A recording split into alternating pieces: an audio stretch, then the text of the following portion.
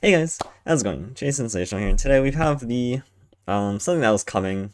You definitely couldn't escape it, but it is a deck guide for Azirellia, which is the Azir and Irelia Shrima Ionia deck that a lot of people have some very varying opinions of. I recently just got around to just playing the deck a little bit more, and um, I don't I do quite like the deck. It's just a little unfortunate about the power level right now, but I think that it's a very intricate deck that can be piloted in a lot of different ways depending on the different matchups. And so I thought it's worth just to make a quick deck guide out there just to get an idea of how exactly I want to play this deck in all the different matchups. Anyways, if you enjoyed the videos, please consider leaving a like and subscribe, and let's jump right into the guide. First of all, let's just take a look at the deck list and where it's at the current moment. I think that the deck list itself is quite standard. Most of the units have been kind of just locked in their slots, even since the first iterations of this deck. You have the typical Sparring Student, Dancing Droplet, Dune Keeper as your 1 drops, Green Glade Duo, Ribbon Dancer as your 2 drops, Blossoming Blade, all the Blade Dance cards, and then at the top end, 2 Inspiring Marshals. I think the only thing that's really changed throughout the different iterations of the deck is what kind of spell cards you want to be running. Currently we're running 3 Shapestone, 2 Notify, 3 Lead and Follows, as well as 3 Homecomings. In the past you might have seen cards like Retreat being played, Syncopation, sometimes the early iterations didn't even run Shapestone, things like that. So just Shapestone is pretty crucial in just getting good value trades. It makes your opponent have to respect how they want to block your early Sand Soldiers, for example. And for example, if they want to like block their Sand Soldier with Draven that you're representing, you have Sharpsight able to kill their Draven and deny them their free block, for example.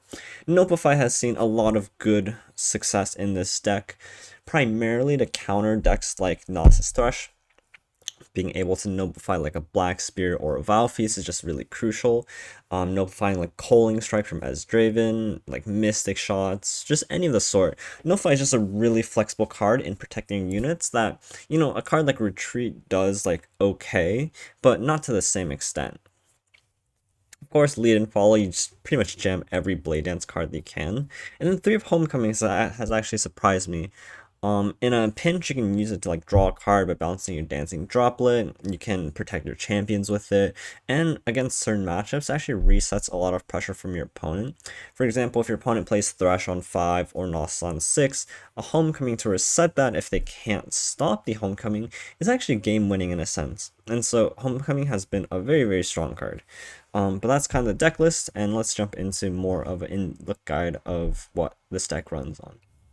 When we take a look at Azir Irellia from above, this is kind of what it breaks down to. Azir Irellia is a very well-functioning machine that has its engine and the field that runs the engine. And so by getting a good grasp of this split, it's going to affect how you're mulliganing in this deck and when you're playing it. As you know, an engine needs the fuel to run, but the fuel without the engine doesn't really have a purpose. And when we're talking about the engine, we're talking about cards that are really helping us to advance our game plan, and is what supports our fuel. And so for the engine, it's most commonly thought as the Sand Soldier cards. It's your Deus and it's your Azir. These will exponentially increase the amount of pressure that you get off of your Blade Dance cards, and so it's very important that you have either Deus or Azir before you start playing all of your Blade Dance cards.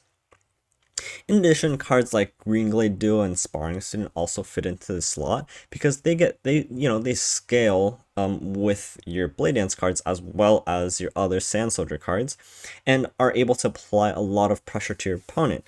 And so those are kind of the cards that kind of fit in the engine. And of course, the fuel part is all of your Blade Dance cards. This is your Irelia, this is your Ribbon Dancer, this is your Blossoming Blade, this is your Lead and Follows. This is even any card that bounces back your Blade Dance cards and gets to them again. It's quite a big difference in having a Blade Dance card with a Sand Soldier generator on board and without a Sand Soldier generator on board. And so when you're mulliganing and if you have too many Blade Dance cards, you want to be mulliganing those back to find your engine cards. You want your Deus, you want your Azir. Those are like your really key cards in this deck. And without them, your Blade Dance cards really lack the punch that this deck needs in order to steamroll your opponents on those turn 5s, turn 6s. Irellia is a little bit of an exception to this because she's just a lot of value across the turns as she's played. And so in matchups where your Irellia isn't easily killed, or you already have a very good hand of engine cards, keeping Irellia is a variable decision to make. So when you're playing Irellia Azir across some very different matchups, you'll have some very you have some very common combos that you'll piece together pretty often, not into different matchups. For an anti-aggro hand, you'll find a card like Sparring Student to do a lot of work. It can scale on the defensive in order to make some good blocks, and because of the unique ability of Sparring Student, it can actually, it basically has like a pseudo regen ability where it can continue to scale on each defensive turn as long as your opponent doesn't open attack into you. And so if, for example, you are blocking on turn 2 and you have a Sparring Student, then you play a Dune Keeper, this can often or not really shut down your opponent's aggressive plan on turn 2. And then on the off turn, on your next attack turn, you can start swinging with your Sparring Student and applying a lot of pressure that way as well. Of course, Azir is just a decent blocker of its own, having a 1-5 stat line.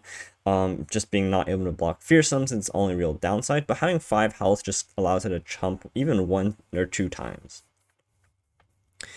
In the anti-aggro hands, you'll often want this when you're facing decks like Discard Aggro, Azir Burn, and all the sorts.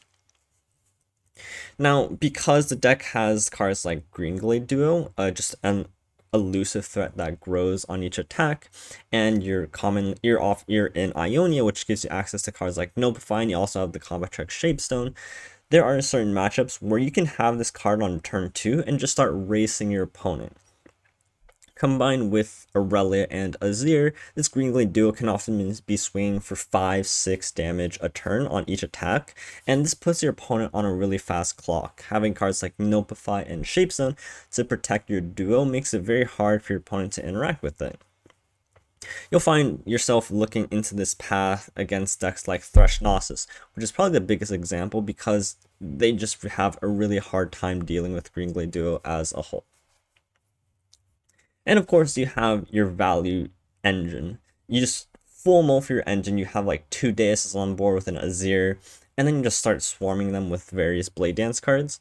And this is just a very, very powerful tool against decks that don't really have much aggression. And this is why decks like TLC really suffer against decks like Azir Irellia, because you just have boards of threats turn after turn. Even during the same turn, if you Blade Dance 2 or 3 times in a turn, you have like a Deus as well as an Azir on board. You're attacking with 2 Sand Soldiers for free every turn. And there's really not much your opponent can do to interact with this. And which also makes this deck super strong. And so in slower matchups, you can just play for a little bit more value engine game plan and just start generating a lot of pressure off of your free Sand Soldiers. But these are just 3 different sorts of combos of hands you can fit together, and we'll dive more into these with the games that I'll showcase for you guys later. And so before we quickly jump into the games, I just want to cover some of the matchup spreads. Something just to really quickly touch up on before I go into too much detail here is that these matchup spreads are very, very dependent on both the skill level of the player piloting Azir Irellia as well as the pilot playing against Azir Irellia. I think there's some very, very distinct game plans that each deck on both sides needs to take in order to get to the win. But just generally, these are probably statistically the matchup spreads for Azir Irellia into these matchups. Thresh Nasus is probably one of the most popular quote-unquote counters to Azir Irellia. Often or not, you'll find the Thresh Nasus deck favored, maybe like 60-40, so in that case, it's 40-60 for the Azir Irellia player. But of course, it's also very dependent on the draws. For example, if you have that duo Notify combo and you can just raise them down, you have that homecoming to really reset your aggression. I find that the Azir Irellia player often has a pretty good chance of winning this matchup. One matchup that Azir Irellia should not be losing is the TLC or the Thralls deck. This is where if you just stick your engines onto the board, they have a really hard time interacting with it, and that'll often snowball you into a victory. So this is at least probably 65-35. But in my experience, of course, it's still winnable from the TLC side if you don't draw any of your engine cards. The Draven Ezreal matchup is probably closer to a 50-50. It really depends on how much interaction that they have, what kind of pressure you're able to generate, because I play this matchup a considerable amount from both sides. And if they have two Culling Strikes to stop your early Azir, you play like Irellia too early and they Mystic Shot it, you're in a really bad spot because they actually have the removal tools to really pick off your board, and they can just stall the game and just burn you out. And then finally, I think the more popular decks in ladder are like all these target decks like the Zoe Vise, the Ace of Demasias. And I think generally these target decks have a little bit of a harder time stopping Azir Irellia. They really don't have good ways of interacting with your board, so once you stick in Azir, once you stick in Irellia, if they don't have the challenger cards, if they don't have the concerted strikes, you're often not being able to just, snowball your engine forward. And these decks typically have a harder time of interacting with your board, simply because they're in Targon. So for the Targon piles, I think that Azirellia is probably slightly favored with the 55-45 into the matchup. And then finally, I have 3 different games that I want to showcase for you guys, each demonstrating a different playstyle against the Azir Burn, looking for that aggro counter hand, against the Thresh Nasus, looking to race them down, and against TLC, trying to build up that value engine from the ground up. So without further ado, I'll leave you guys with the games, and this kind of wraps up the deck guide portion, so I hope you guys learn a bit from the games, and we'll just showcase and pound in the fundamentals of the mulligans as well as different playstyles. So without further ado, let's jump right into those as well. Alright, so jumping into the first game, we are up against Azir Burn. This is generally a hard matchup for the Azir Irellia player because aggro decks in common just kind of are able to roll over with a very fast start. And again, in this hand, you're looking for ways to stabilize the early board while also pressuring them out. I see Sparring Student in my hand. I'm quite happy. And I see Azir as well. This mulligan is probably a little bit questionable, keeping the Deus and Shapestone, but I see just being able to get a good Deus value trade with an Azir perhaps is quite important. This turn I had 2 different choices for 1-drop. I could have played the Droplet in order to get a free swing and start proccing my Irellia, which could be important, which is something that you do want to keep in mind with this deck. But this kind of gives me the high roll option of, drawing into this Dune Keeper to really scale up my Sparring Student, which overall I think is the better play here. If the opponent had open attack, for example, I guess that'd just be fine. But what happened here is because I had this Sparring Student on board, follow up with 2 1-drops, I was just able to completely stop his turn 2 attack, which is absolutely sick for this deck. Again, with the Azir getting the generation from the Sand Soldier generation, I can just attack freely with this Sparring Student because he can't even block the Sparring Student. And so Sparring Student has just been really pivotal so far in not only acting as a blocker, just completely stopping his attack on turn 2, but also just applying a lot of pressure on the development turns as well.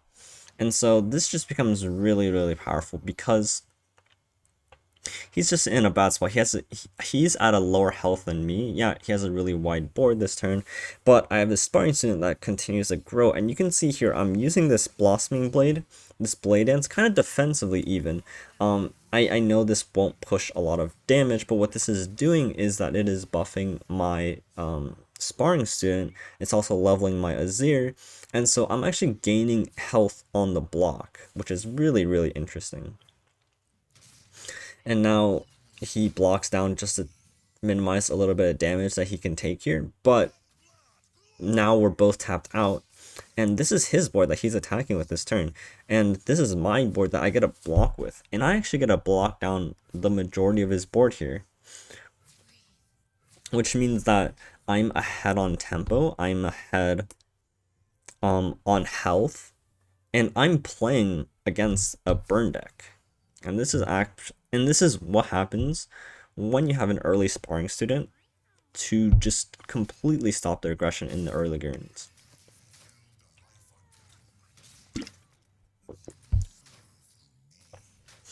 And now that the board is simplified down, I have one extra card than him. I have the Irellia. I can like attack for 2 times next turn. And this is looking a little bit over. I have the perfect mana to do everything I want this turn. I can even play Deus into the Flawless Duet and just kind of run him over. There's not too much decision making here. He can't kill any of my units really. And it just seems that I just ran him over with the sparring student on the defensive. Jumping into the second game here, we are up against Thresh Nasus, which is still, again, another unfavorable matchup for our deck. Now, just following general mulligan strategies, we want to keep Azir. We're looking for some of our early game, trying to stabilize from some of the early pressure.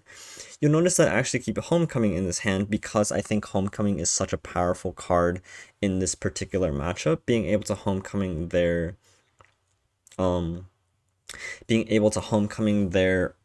Thresh or their Nasus is just such a huge swing that you just really need that one turn in order to survive.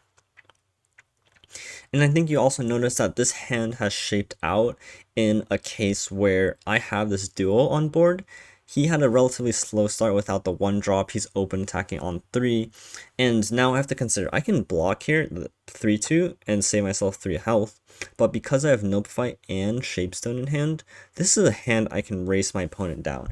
And so this is my game plan now. We're just trying to see who can race down our opponent faster, and I have committed to this plan. He has the Vow Feast here, and I have the Shapestone here to protect it. As long as he doesn't have a second Vow Feast this turn, I'm feeling pretty confident about my ability to race him down. And of course, because we also have the Notify backup as well, if he couldn't kill it now, then I think he's just in a really awkward spot. And so now we're just trying to go in with the duo here, scaling it as high as we can with cards like Ribbon Dancer.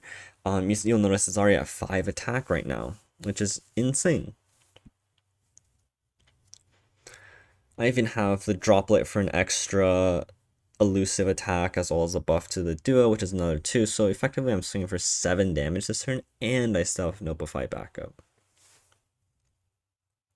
Another card you'll find really important in this matchup in particular is Inspiring Marshal. Inspiring Marshal is just insane because often or not their units have relatively low health, like 1 or 2, but even like if they have 2 health, for example, Marshal putting that to 3 just makes it really awkward for them to block anything.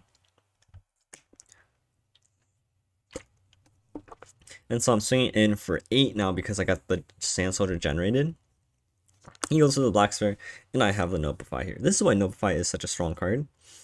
In matchups where you just need to race down your opponent, it's so important that you have the tools to stop their interaction tools. And, you know, he's spaced out his resources such that he's just been in a really awkward spot here. I have just been able to keep this duo alive. And because he's used up, you know, most of his resources in trying to kill this duo, he used a Black Spirit, he used a Vile Feast, and he hasn't been able to kill this duo. I think it's pretty good that this also gives me a read that he no longer has tools to stop his Homecoming. Which also means I get to not only draw a card, but I get to save my duo for another turn. And, you know, this also resets his Thresh, because he's throwing away his board trying to get his Thresh level up happening, but because I am able to Homecoming his Thresh, he's losing 3 Thresh triggers this turn. And this Blossoming Blade is just a little bit of cherry on top.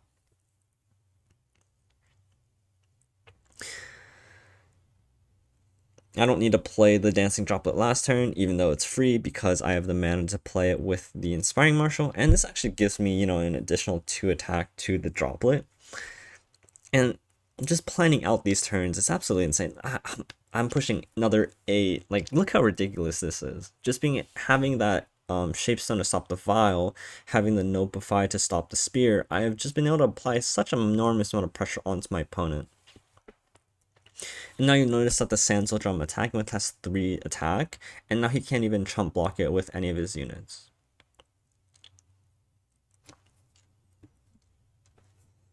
I think attacking with the Marshal here is fine. If he has a Black Spear, he's wanting to use it onto the duo, and that won't leave him any mana to kill my Marshal.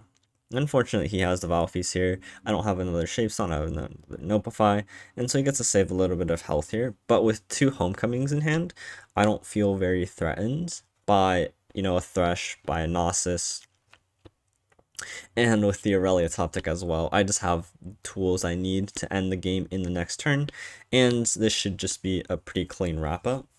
I think I do need to be a little bit careful about how I want to use my mana. I want to make sure I have Homecoming up this turn to save just any unit that I might need, and I'm just able to out-pressure him. So having the Homecoming there to reset the Thresh, keeping the duo alive so I can race him down, just put him in a really awkward spot, and he was really behind on tempo. And finally, we have a matchup against TLC, which is one matchup that's actually supposed to be very favored for us. We're looking for our engine cards that they can't really stop. I see Azir in hand, which is really good already, but I think that I can mull a little bit more aggressively to find cards like Deus. Having the Dunekeeper attack on 1 is okay, it's not very significant, and I think that 1 mana banked off of playing turn 1 is a lot more valuable later. And now I see Deus, I see Azir, I see second Deus. I'm feeling pretty happy about my hand. It's missing just a Blade Dance card to really get things going. I could have played Dunekeeper here, but because my curve is very tight, I think saving this 1 mana is quite important in case I top deck a Shapestone. Notify in hand, I'm feeling pretty okay, but of course turn 3 is usually always Azir. I could play Irellia into the Flawless Duet, but I think that having Irellia around, with more of the Deus cards on board, or the Sand Soldier cards on board, just increases the exponential value of the Blade Dance. And so because I have a second Deus, I can wait until I play Deus next turn and into Irellia, and with this Notify up, I think that I'm relatively safe.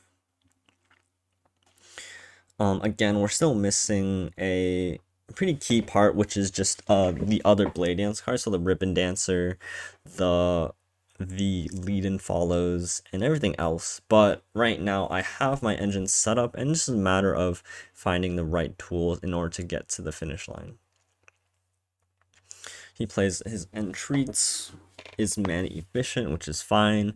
We're not super worried about their game plan, because if we get to the point where they're actually executing their game plan, we've probably already lost.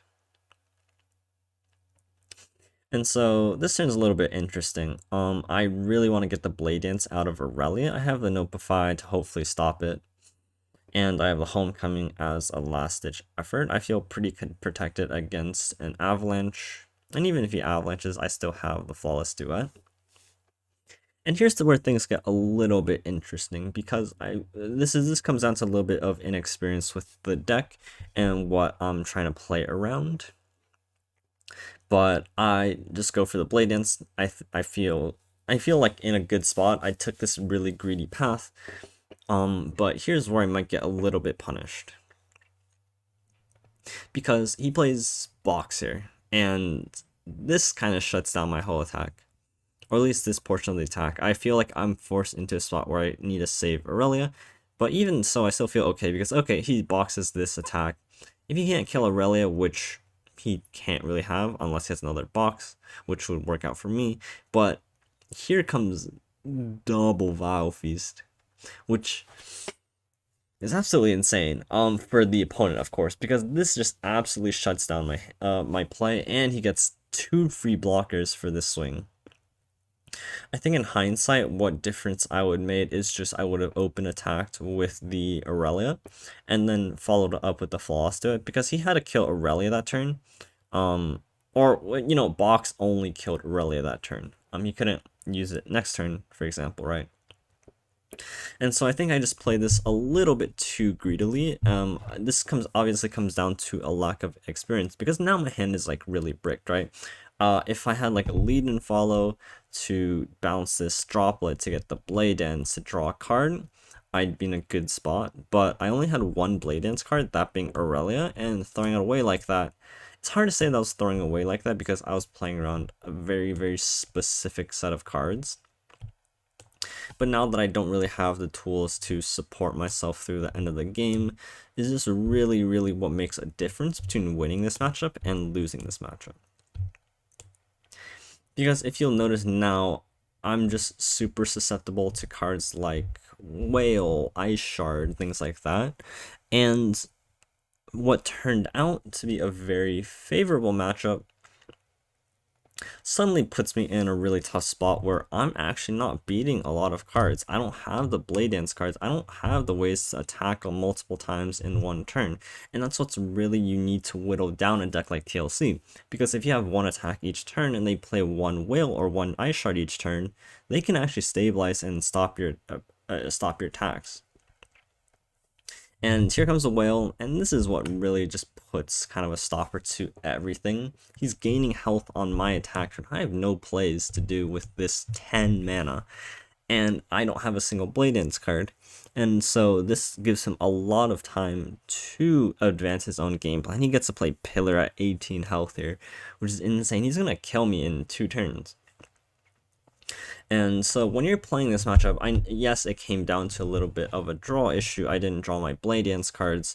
He had a really good start with the box and the double battle feast, but when you're in a bad spot, you have to not play as greedily as I did, because I just assumed that I had my engine going. I felt unstoppable, really. And that, of course, was not the right path to take. He has leveled Lissandra. He gets a free Ice Shard. He has the tough when Sand Soldiers now don't deal any damage to his face. And this is looking really dire from my position.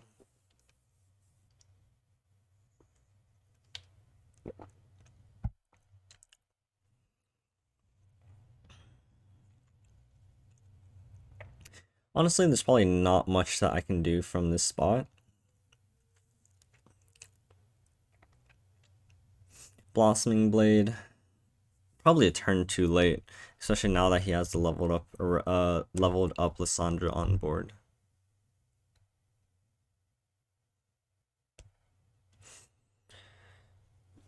Especially with the Ice Shard in hand, I get 2 attacks here, hoping to, you know, having a way to force out ways of killing his Lissandra, for baiting out the Ice Shard, and then following up with the Blade Dance. It's actually weirdly close how close I was to winning, or at least potentially being able to win this game. But of course, I have to kill Lissandra first, otherwise my Sand Soldiers aren't dealing any damage. In this case, I'm pretty all in.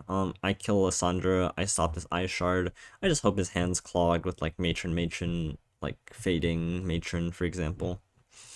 And just try to go for the win here. But unfortunately, he has the Flash Freeze to keep Lissandra alive, and that's just stopping a lot of aggression. These Sand Soldiers that should deal 3 damage each are now only dealing 1 damage. And of course, he has more things coming along. He vengeances the Azir. There's really no point in dragging this one out. And it's kind of showing how this deck, even though you have the engine, can still get picked off apart if you aren't playing it correctly.